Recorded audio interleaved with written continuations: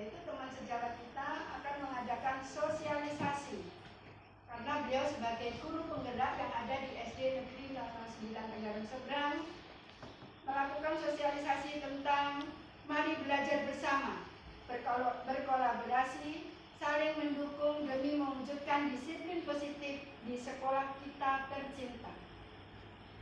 Pada kegiatan kali ini nanti akan kita bagi menjadi 2 sesi. Yang pertama yaitu pemaparan materi yang akan disampaikan langsung oleh beliau, Ibu Kati Nuraini sebagai guru penggerak di sekolah kita. Kemudian yang kedua akan kita laksanakan sesi tanggapan atau tanya jawab tentang materi yang disajikan. Bapak Ibu yang kami hormati, untuk memperlancar kegiatan ini, sebelumnya marilah kita dulu berdoa supaya kegiatan ini menjadi lancar. Berdoa dimulai.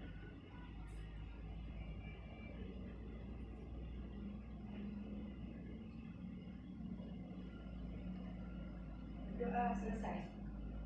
Bapak Ibu, untuk acara yang pertama yaitu kegiatan pertama kita mendengarkan pemaparan materi langsung dari Ibu Kati Nuraini. Kepada beliau waktu dan tempat dipersilakan.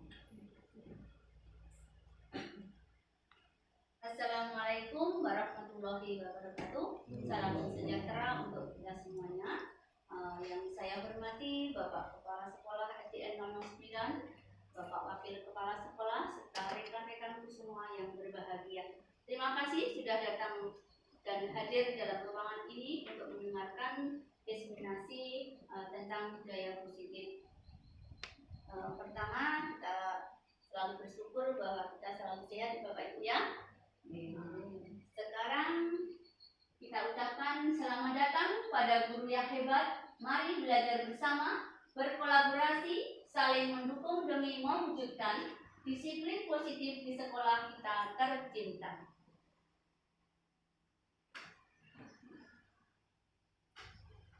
Berikut ini merupakan kegiatan diseminasi di sekolah mengenai pemahaman budaya, pengalaman budaya positif. Menyebarkan pemahaman dan pengalaman penerapan budaya positif. Konsep utama modul budaya positif yaitu 1.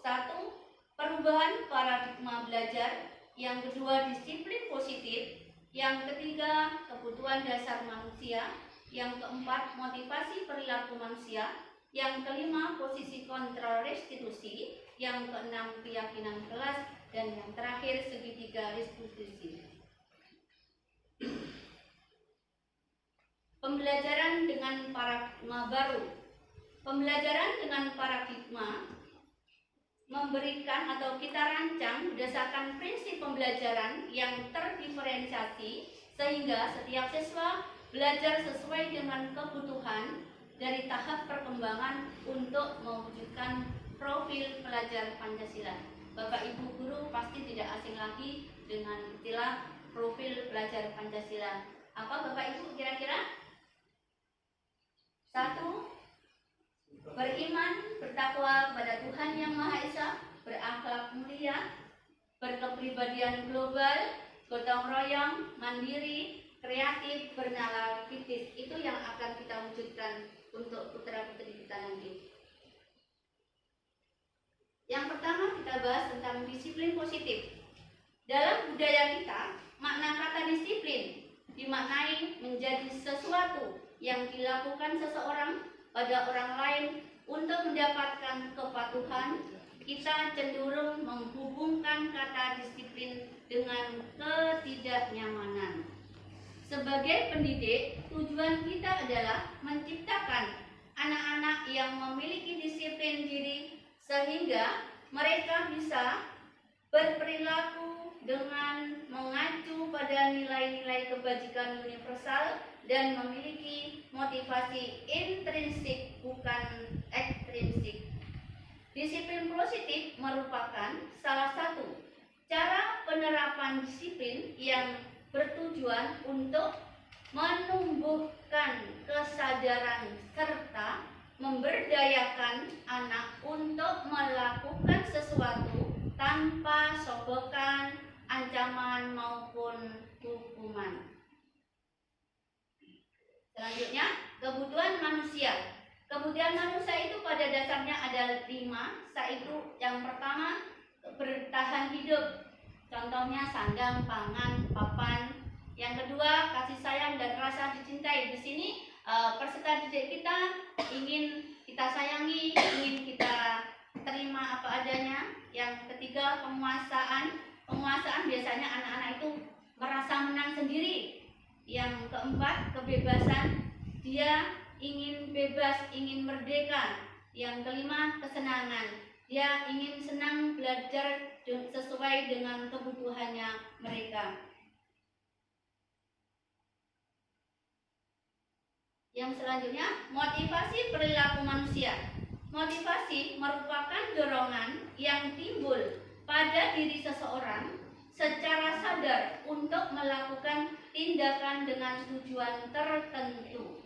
Yang pertama, menghindari ketidaknyamanan dan hukuman.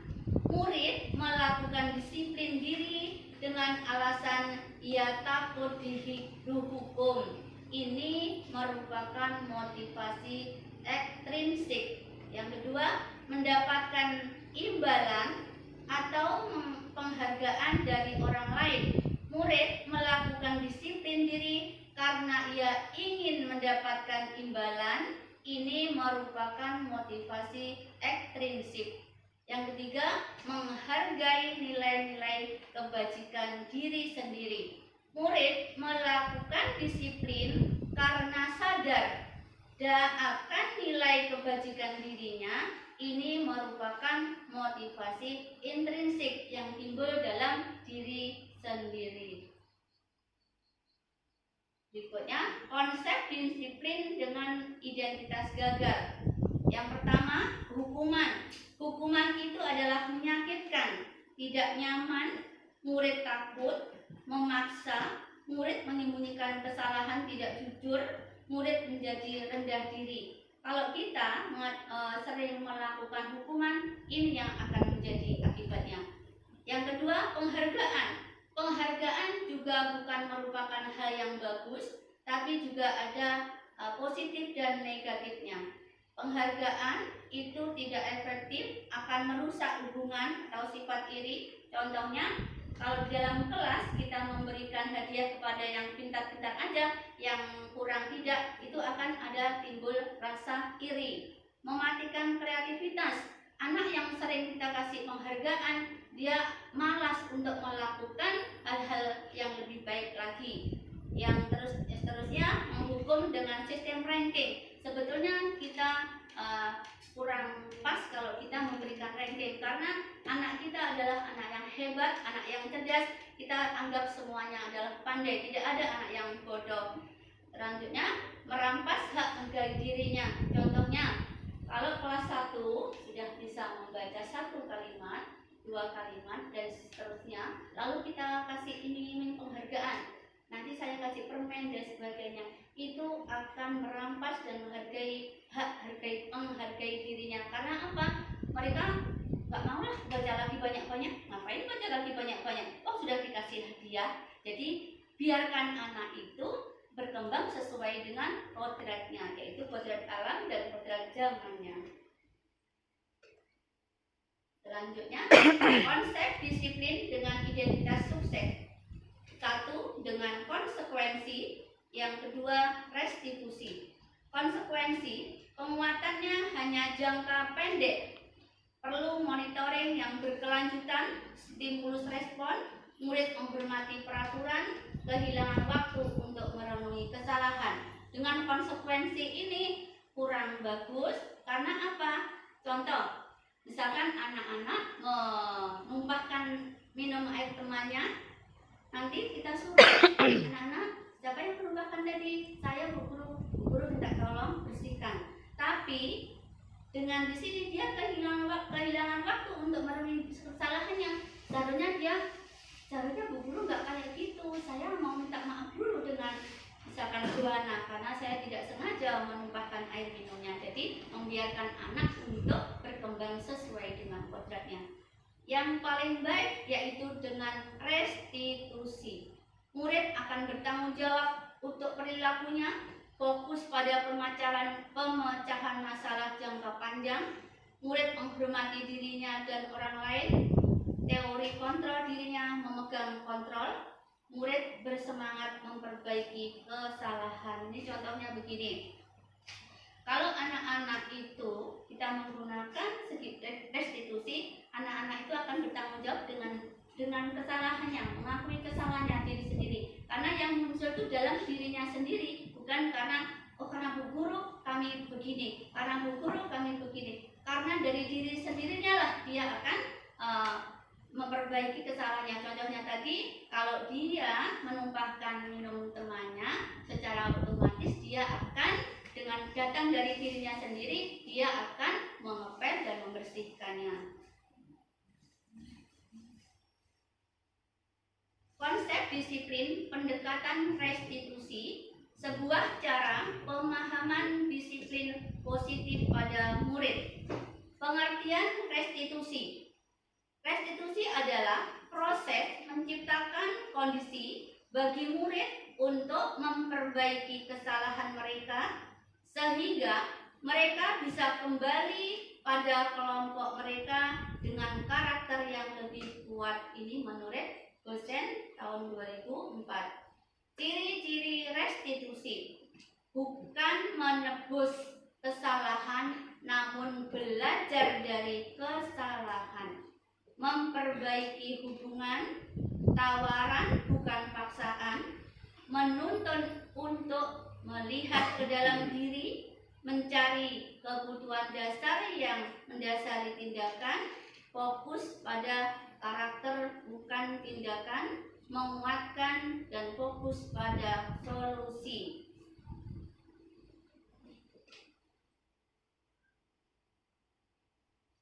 Perbedaan ini adalah contoh kasus siswa sering tidak mengerjakan PR. Hukuman, konsekuensi, dan restitusi. Hukuman: guru menghukum siswa tersebut hormat bendera selama 10 menit. Guru marah dan murid menjadi takut. Ini adalah tidak pas. Tidak ada hubungannya dengan mengerjakan PR. Yang kedua, konsekuensi.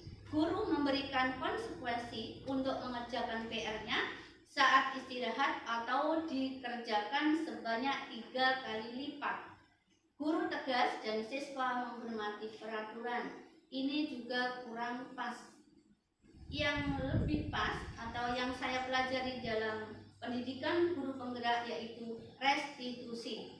Guru menanyakan keyakinan kelas, dirinya dan membantu siswa menyelesaikan masalahnya.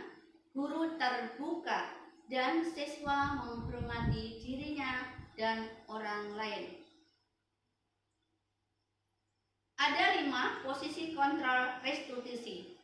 Pertama, penghukum. Kedua, pembuat rasa bersalah. Ketiga, teman. Keempat, pemantau. Dan yang kelima, manajer. Bapak Ibu sudah pernah mendengar namanya 5 kontrol restitusi? Belum. Sama Bapak Ibu, saya juga mendapatkan dari pembelajaran pendidikan guru penggerak ini.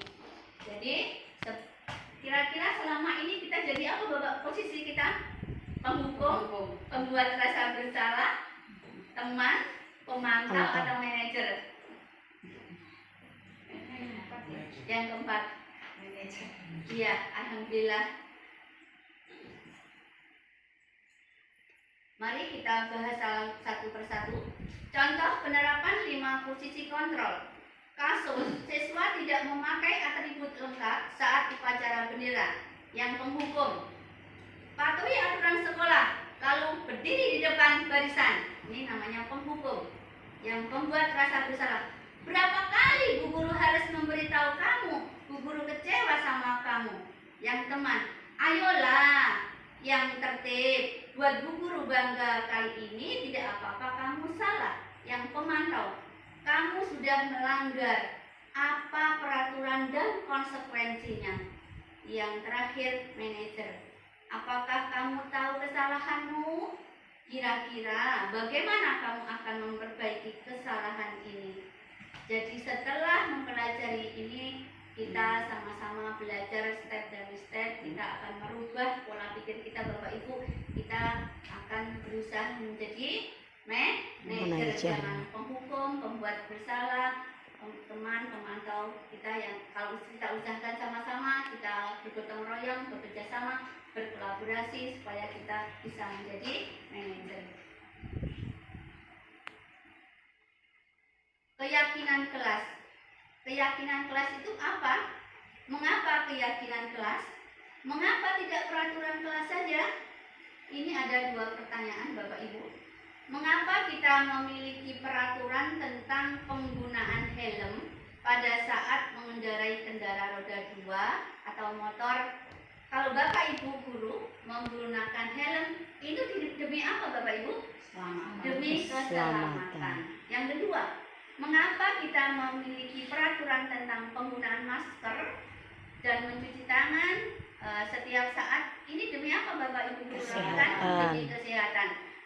Demi keselamatan dan demi kesehatan, ini merupakan keyakinan. Kalau ada keyakinan dalam diri kita, dengan senang hati kita akan melakukan. Makanya kita tidak boleh peraturan, tapi namanya keyakinan kelas. Kegiatan membuat keyakinan kelas. Guru bersama-sama siswa membuat keyakinan kelas. Yang saya lakukan di kelas 1, saya berdiskusi tentang peraturan dengan anak-anak. Yang kedua, saya merumuskan peraturan menjadi keyakinan. Yang ketiga, menempelkan keyakinan di kelas.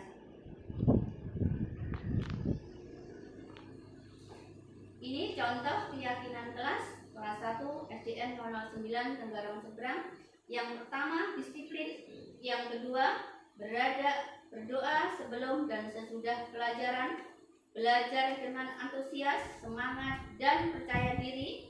Saling menjaga kebersihan dan keindahan. Saling menghormati teman, saling membantu dan bekerja sama. Menghargai guru dan teman yang sedang berbicara. Selalu menerapkan 5S. Senyum, sapa, salam, sopan, santun. Bagaimana pembentukan keyakinan kelas? Pembentukan keyakinan kelas ada beberapa tahap, yaitu keyakinan kelas itu sifatnya abstrak dari peraturan, berupa pernyataan universal, dibuat dalam bentuk kata-kata yang positif, sedikit saja agar mudah diingat, sesuai kondisi kelas dan sekolah agar mudah diterapkan. Semua warga kelas dan sekolah dilibatkan dalam membuat. Di sini ada namanya segitiga restitusi. Bapak Ibu sudah pernah mendengar? Belum. Alhamdulillah kita sama-sama bisa mempelajari apa itu yang dinamakan segitiga restitusi. Segitiga restitusi yaitu 1. Menstabilkan identitas. Kita semua akan melakukan hal terbaik yang bisa kita lakukan. Yang kedua, validasi tindakan yang salah. Semua perilaku memiliki alasan. Yang ketiga, menanyakan keyakinan. Kita semua memiliki motivasi internal atau motivasi yang ada dalam diri kita sendiri. Ini ada contoh penerapan segitiga restitusi yang saya lakukan pada kelas 1. Kita simak Bapak Ibu ya.